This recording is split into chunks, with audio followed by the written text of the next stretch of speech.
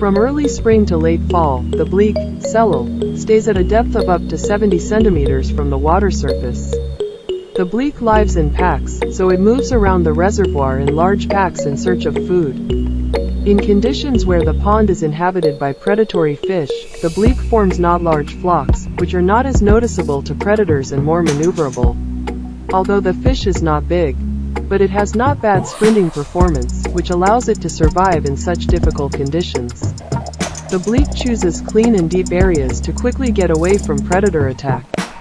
Therefore, the bleak does not like areas overgrown with aquatic vegetation, which is an obstacle to the rapid movement of this fish. To find its food, the bleak rises closer to the surface of the reservoir, where it grabs insects on the fly or tries to knock them down by splashing. In doing so, it jumps high out of the water. She behaves in the same way on cloudy days, when swarms of midges and other insects fly near the surface of the water because of her heavy wings from moisture. When for some reason insects find themselves in the water, they immediately become food, both for bleak and other fish. With the arrival of real colds, the bleak, samel, moves to considerable depths.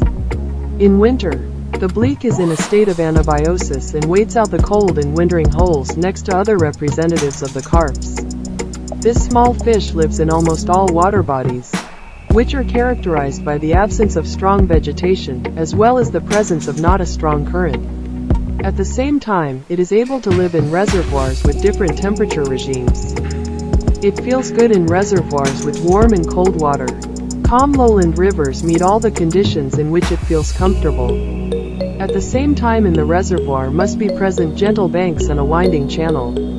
For the bleak is not comfortable when the water is not oxygenated, and in the reservoir a lot of floating algae.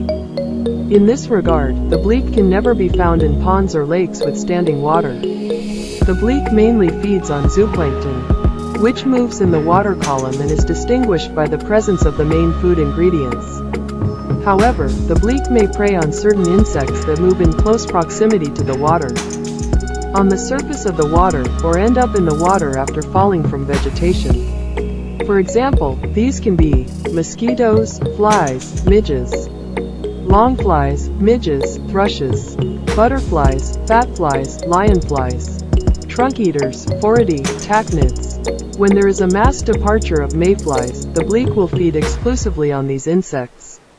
This not large fish can also eat food of plant origin, which is brought by the current, as well as algae, although in small quantities. The bleak does not refuse the offered her bait, in the form of dough, manure worm, moth or grouse. The Azov black sea shamaya is considered a close relative of the bleak. The sh maya grows to 35 centimeters in length and weighs up to 800 grams. As a rule, in catches are present individuals weighing slightly more than 200 grams. The sh maya got its name because of its excellent taste qualities.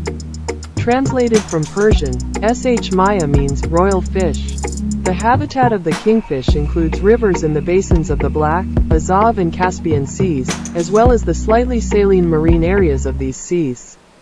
The diet of the shamaya includes insects, zooplankton, crustaceans, worms, larvae, and small fish, although to a lesser extent. The appearance of the chamois differs little from that of the bleak, except in size, broader body, and orange color of the pectoral fins.